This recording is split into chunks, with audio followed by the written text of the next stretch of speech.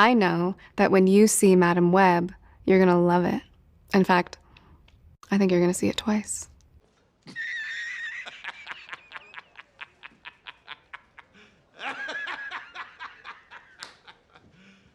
You serious? Well, by now you've probably already heard that Madam Web has come out and is, to say a terrible movie is an understatement. Understatement of the year. Is it the worst movie ever?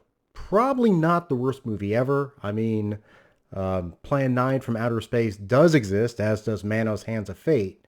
But this is a movie that not even John Campea can find much to say good about. This movie sucks. From top to bottom, it's just bad. I mean, the acting is bad. Everyone seems lifeless. The dialogue is awful. The action scenes are not much for action scenes. Direction seems off. It's just, and it's all discombobulated. Amazingly, for a 2-hour movie, there's so many plot holes throughout. A lot of it doesn't even make any sense. But despite all that, honestly, for me, the fact this thing exists as it does is just weird. It's so weird. Originally, you would think it's part of the Sony Spider-Man universe. You know, the spin-off universe the Sony is making from Spider-Man related characters. You know, we got 2 Venom movies. We had Morbius out there. There's a Craven movie coming out. So that's what you would think would be part of it. And that's what it would seem like at first. This takes place in the larger Spider-Man universe? But it turns out it's not. It turns out not at all. Apparently, Madam Web exists in its own universe. It's actually not the Spider-Man universe. How would I say it? The Spider-Verse? It is a completely standalone world. Yeah, you don't need to know anything about any Spider movie whatsoever. It's just taking bits and pieces from Spider-Man. Well, there are spiders. It's like a little bit Spidey. It's like the Sony universe is even divorcing itself from this movie. That's how bad it is. No, you don't have to know anything about anything at all to watch this movie. Even though it's not part of the Spider-Verse or the MCU or anything related to Spider-Man, apparently, let's talk about the characters themselves in this movie, which are all derived from Spider-Man characters. First off, we have Madam Web, Cassandra Webb, played by Dakota Johnson. In the comic books, she is a blind woman. She's clairvoyant, and she's also confined to a wheelchair. Here, however, Dakota Johnson's character, Cassie Webb, is a paramedic, 30-year-old paramedic. We also have Sydney Sweeney, who's playing a Spider-Woman by the name of Julia Cornwall. Now, in reality, the second Spider-Woman is Julia Carpenter. Isabel Merced plays Anya Corazon, who is the third Spider-Girl. She also goes by Rana. Again, this is not a Spider-Man universe movie. Celeste O'Connor plays Maddie Franklin. This is another Spider-Woman character. In the comics, she's actually the niece of J. Jonah Jameson. Slight story change there. Tahir Rahim plays Ezekiel. And this is a Spider-Man bad guy who also has spider powers, but he didn't get him through a radioactive or genetically altered spider. He got him through some sort of animal totem. Lastly, the other character, who's, of course, has a slight connection to the Spider universe, is played by Adam Scott. He plays Cassie Webb's paramedic partner, Ben Parker. Uncle Ben? Again, this is not part of the Spider-Man universe at all. It just uses all Spider-Man characters. What a coincidence. Wait, was this a coincidence? Now, I suppose if you do want to see this movie, if you do have 2 hours of your life you would like to donate and never get back, you can go see it. But honestly, the trailer tells the entire story. It's not complicated. And despite all the Spider-Man related characters, this is not a superhero movie. Not in my opinion. No, I think it's more like some sort of weird supernatural thriller that might have been made in the 90s. I've heard people say it reminds them of like a CW movie, but I think that's even insulting to CW shows, and there's some bad stuff out there. So, if you watch the trailer, you basically get what happens. Cassie's mother is researching spiders. She's doing it to find some cure for her daughter's disease. Her daughter is going to be born with myasthenia gravis. And she's 8 months pregnant doing this down in the jungles of Peru with the research team And Ezekiel Sims, the bad guy in this movie, is there with her. He wants the spider himself because he understands that if you get the spider can give you powers. Yeah, the spider gives powers. Seems very familiar. Same way the radioactive / genetic spider gave Peter Parker's powers. But now this is just a random spider in the jungle. Well, he's a bad guy, of course. So what does he do? He kills the research team, takes the spider for himself, and shoots Cassandra's mother. As Cassandra's mother is dying, she's saved by basically an indigenous tribe of spider people. Yeah, they just zoom around. They have spider-like powers, just like Spider-Man, not a Spider-Man movie. And they drop out of the trees and grab Cassie's mother to take her back to a pond or some sort of pool of water to give birth to Cassie. Now again, this is not a Spider-Man movie. And these spider people do not have anything to do with Spider-Man, despite what they may look like. Cassie's born, her mother dies, and somehow, 20, 30 plus years later, Cassie's now in New York. How she got from Peru to New York, who the hell knows? She's working with Ben Parker as a paramedic, and during one rescue, she falls in the water. And has a near-death experience. And that's when she starts suddenly having the clairvoyant power comes up. So she starts experiencing all these visions and everything, seeing people die. It's very much like Final Destination in a way. And along the way, she realizes that these 3 girls that she randomly runs into throughout her travels are being hunted by Ezekiel. Why is Ezekiel hunting them? Well, because in the future, you see, they're all going to become spider heroes. And they're going to kill him in the future.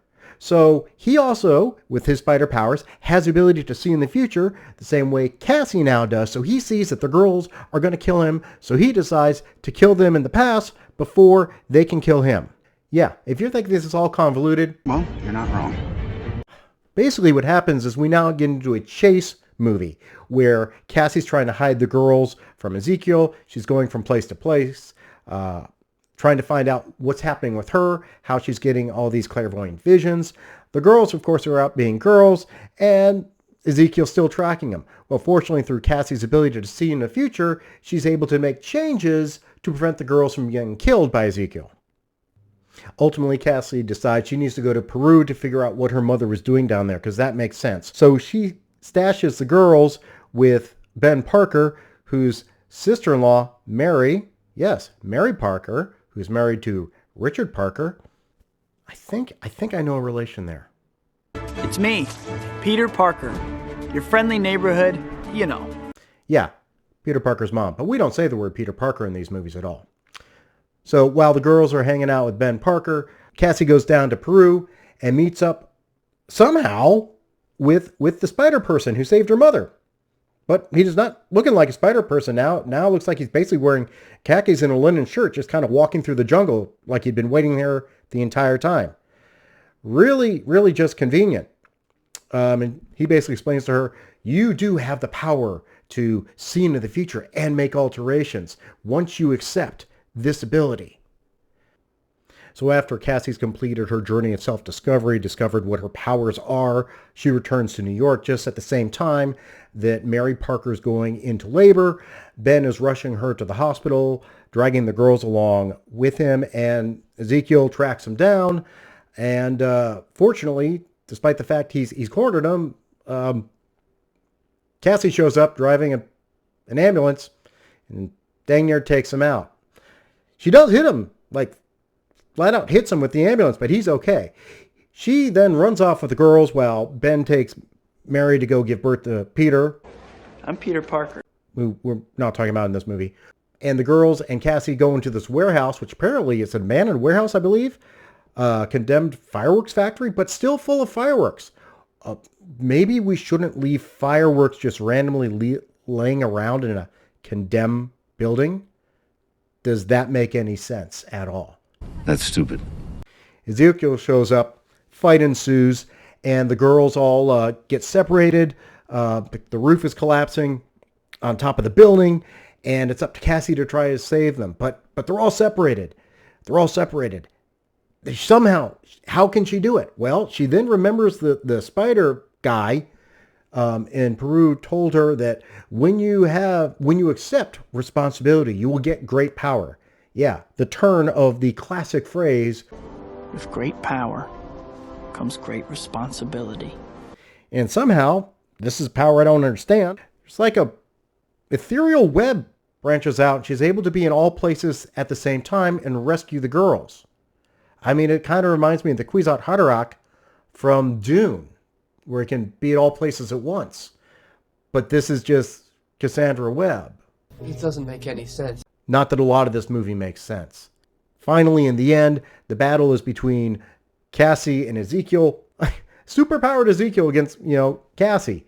Somehow she gets the upper hand and he falls. He falls at the same time as like the sign, Pepsi Cola sign crashes down on him. So he gets crushed by a giant letter P. Ridiculous. Cassie also falls into the water, somehow breaks her back, and then one of the fireworks literally screams through the water and hits her in the face. What this all means is Cassie's now blinded. She's now paralyzed, like the original Madam Web. Peter Parker, who again, we're not talking about Peter Parker in this movie, has been born. To Peter Parker! And the girls, who are kind of orphans, sort of way, all go and live with Cassie, and she promises to train them to be superheroes. What is this movie about? It's not a superhero movie. It's not at all. At best, it's a supernatural thriller, and it's not all that thrilling. I still don't know why they killed Ezekiel in the future. Yes, we know he's a bad guy. He's killed people. But there's never an explanation of why he gets killed in the future. He's trying to protect himself. He's basically doing self-defense. He finds out these 3 girls are going to kill him in the future, which again is kind of not really Spider-Man behavior. Spider-Man is not a killer. Spider-Man doesn't kill people. He's not made to be a killer. But apparently, I guess, Cassandra Webb trains these Spider-Girls to be killers because they kill him in the future for some reason. We don't know why. We're never told why he's the bad guy who must be stopped. And then the future's altered because the girls don't even kill him in the future. He's killed basically by Cassandra. So now the timeline has changed. And this is again the problem when you have people writing these stories that don't understand time travel or can't put a way to make it make sense. Time travel in movies is very difficult. So Back to the Future is a bunch of bullshit? And it doesn't make sense.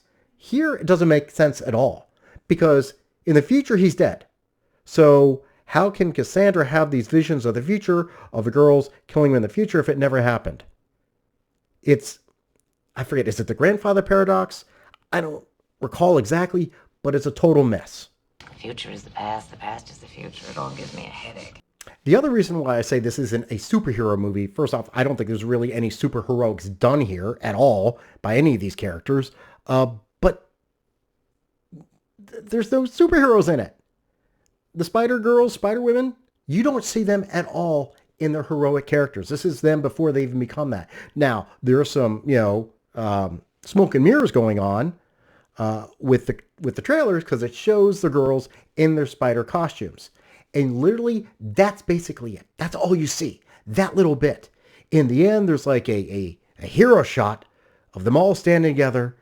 And it's kind of funny because during the interviews that they had, they were all talking about how exciting it is to get into their superhero uniforms.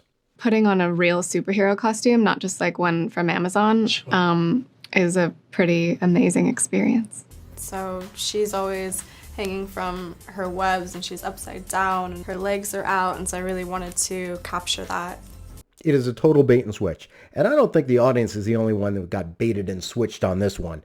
My understanding from what RK Outpost noted how both Dakota Johnson and Sydney Sweeney tagged Marvel Studios on their Instagram pages when wasn't part of Marvel Studios at all, wasn't part of the MCU. This is just in association with Marvel. And then apparently Dakota Johnson fired her team, her agents. So yeah. This is a mess. The only thing, honestly, that kind of came good out of it is, the most exciting part, I guess, was like what happened on the red carpet, because there were some fashion looks going on there. I guess this is Dakota Johnson's webtacular dress. And Cindy Sweeney is, well, being Cindy Sweeney. And the camera work is focusing on her assets, so to speak. You know, I just got to look at these type of movies and wonder, what are you thinking? Do you read the script and say, this sounds good? Is this a script? Is this the script they got? Because if they got this script, I would have fired my agent from the beginning. But I guess you get pot committed at some point. Yeah, they got to go out there. They got to make a good show of it. But man, this is just a mess. A complete mess. Yeah, what a train wreck! And it's just continuing the trend, not just of MCU movies, but really, I think superhero movies at this point. This may be the end of superhero movies. The idea was, look, you stick a superhero in it, and it's going to be gold. Well, that's back in the heyday when the MCU was basically printing money for the studios. But that's gone. The days of Iron Man, Captain America, and Thor, that's gone. Those characters are gone. Now we're just getting a bunch of, woke crap. And I'm an intersectional diversity, inclusivity, equity, all that stuff. That's not even present here. You can't even say about this movie. This is just a bad movie. Sure, there's a bunch of women in it, but it's not like shoving woke ideology down your throat. It's just a badly written movie. It is that this is the worst movie ever! Maybe in some bizarre universe somewhere in the multiverse, this will become a cult classic that people will mock. But until then, it's just going to go down as the worst superhero movie ever. Questions, comments, witticisms down below. Click like, click subscribe, share this video. See y'all later.